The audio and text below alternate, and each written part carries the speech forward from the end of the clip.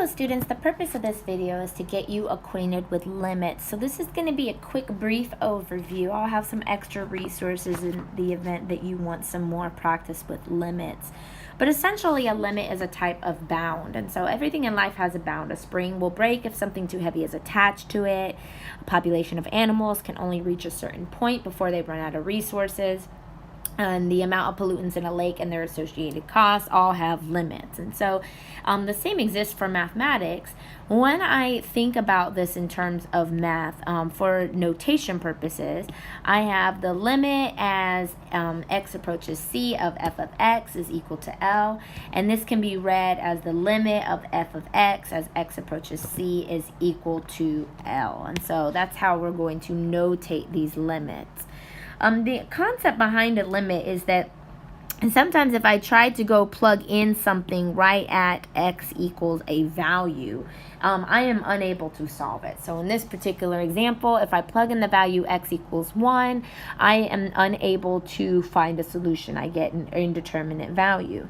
So when I think about limits, I don't really care about what is happening at a particular value, but instead I care about what is happening around that particular value. So if I look at this example here, I have my x is approaching my various x values, and if you concentrate on these x values as I go down my chart, I'm getting closer and closer to the value 1, but I'm not trying to figure out what happens when I equal 1 because it's not able to be solved.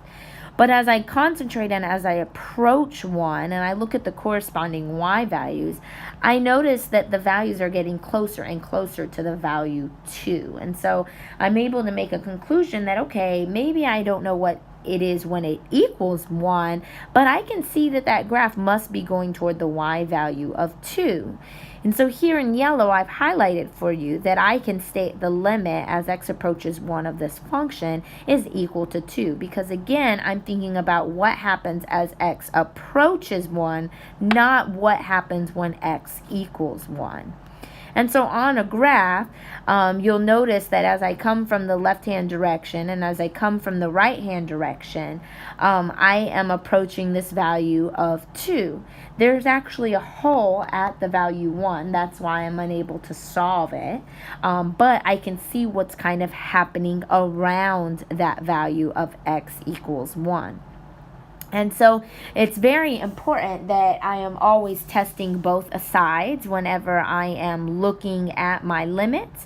I want to test from both directions, my left side as well as my right side. So we've already looked from the left, so we're going to do the same thing from the right. So if you notice, I have my little green stars I'm putting here, that I'm coming from the other direction, trying to see what happens as I get closer and closer to 1. And as I look at their corresponding y values, they also appear to be approaching 2. So when I see that the left and the right are the same value, I can say the limit does in fact exist. But there may be times when your left and your right is different. So if I follow this red function on my left side as I approach the value a, I am actually approaching the number 3.8. But as I'm coming from this function on the right side as I approach a, I'm actually going toward the value 1.3. So I'm approaching different values on the left and on the right hand side. So the limit as x approaches a from the left is equal to 3.8. And notice right here where I'm putting my box, I have this yellow highlight of the letter A with a little minus sign. That is how I notate that I'm coming from the left. And I can do the same thing when I come from the right. I can notate this with an A and the little plus sign, and that lets me know that I'm coming from the right-hand side. If the values on the left is different than the value on the right, then the limit of the entire function does not exist. So you see the entire function, I don't use a little plus or minus sign. So again, the takeaway here is that I can have a left-hand limit and I'm going to use a little negative sign on my C value. I can have a right-hand limit and I'll use a little plus sign on the C value. And I can look to see if those are the same. If they are, then the entire limit exists. If they are different, then the entire limit does not exist. So I've gone ahead and I've solved an example for you here, and I encourage you to try this on your own to ensure that you agree with the values that I came up with. But I'm trying to approach the value 1, and so I went ahead and plugged in values from the left and I plugged in values from the right as I approach 1, and you'll notice that as I'm coming from this left hand side, I'm going towards the value 6. And as I'm coming from the right-hand side, I'm also approaching 6. Now, conveniently in this example, that means at the value 1, I'm also equal to 6. So it's kind of interesting because the left hand and right hand check out, and at that value, I'm equal to my limit as well. But that doesn't always have to be the case. Either way, I'm concentrated on what's happening from the left and right, and both appear to approach 6, and that's why I would state that my limit is equal to the value 6.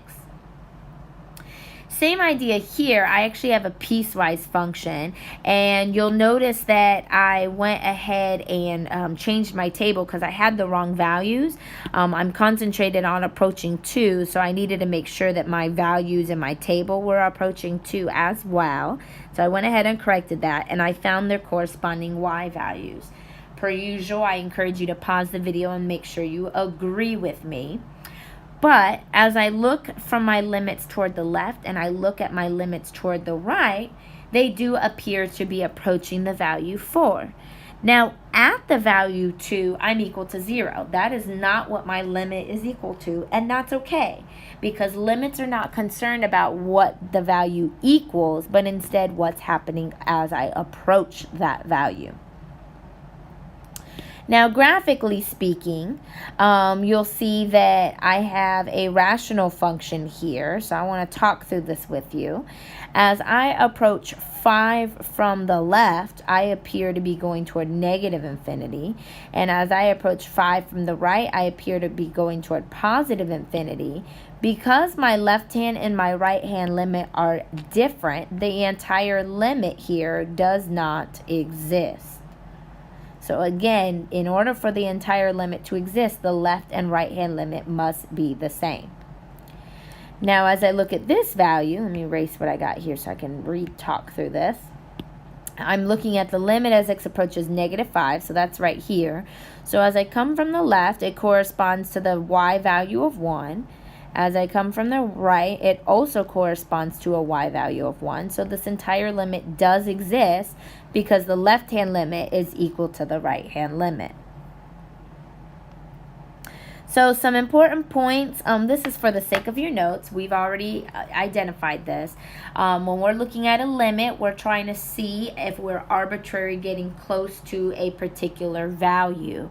As long as the left and the right hand get us the same number, then the limit exists.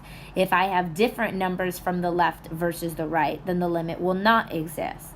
And the value of f of c, so actually at the x equals of a particular number, does not tell us anything about the value of a limit nor if the limit exists. And we saw that from our piecewise example. When we looked at x equals 2, it was different than the value of our limit. So some basic limit properties, I would encourage you to go ahead and pause this video so you can jot these down. But these are just basically some shortcuts. So I've highlighted the main parts that you're focusing in on. Number 1 is talking about what happens when you have a constant. If there is no function, then the constant is what your x value is going to be. And so if you have the limit as x approaches c of b, b being a number, then the limit is just going to be equal to b. If I have a linear function like x, then I can plug in my c value. If I have x with an exponent, I can plug in my c value, and same thing if I have a radical. So I've given you some numeric examples here, and I encourage you to glance over these. And again, I'm not asking or requiring you to learn these properties. These are honestly and truly shortcuts, but they do they can be helpful to you so that you can save some time. I do want to talk through some other properties that I do believe will be useful for you. So I need to define some things. I'm going to use the letters B and C, and these are going to be considered real numbers. I'm going to use the letter N, and this is going to be a positive integer. I'm going to use functions f and g, and I'm going to state that the limit as x approaches c of the f of x function is equal to L, and the limit as x approaches c of my second function g of x is going to equal k. So that way you understand the notation I'm using here. So a scalar multiply is the idea of the limit as x approaches c of some number times a function. And this property says that you can find the limit of the function, which we know limit as x approaches c of f of x is equal to L. And we can multiply the scalar multiple to that limit value. With sum and difference, the limit as x approaches c of f of x and then added or subtracted to g of x, I can actually find the values of their limits separately and then add those or subtract them at the end. For product, I am taking f of x and I'm multiplying that by g of x. And this property states that I can find, again, the limits separately and then multiply them together at the end. Same thing with quotient. I may want to divide f of x divided by g of x, and I can go ahead and find their limits separately and divide at the end.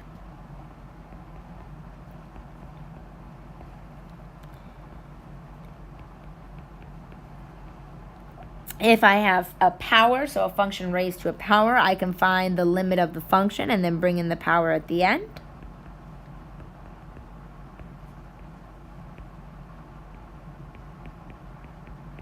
And if I have a radical over a function, I can find the limit of that function and then bring the radical over that value. So these are super handy, very good tricks, tips to know, good properties to know, make your life a lot easier as you're going to solve through these particular problems. Okay? All right, well, I hope you found this video helpful. As always, if you need further assistance, please don't hesitate to reach out, and I hope you have a wonderful rest of your day.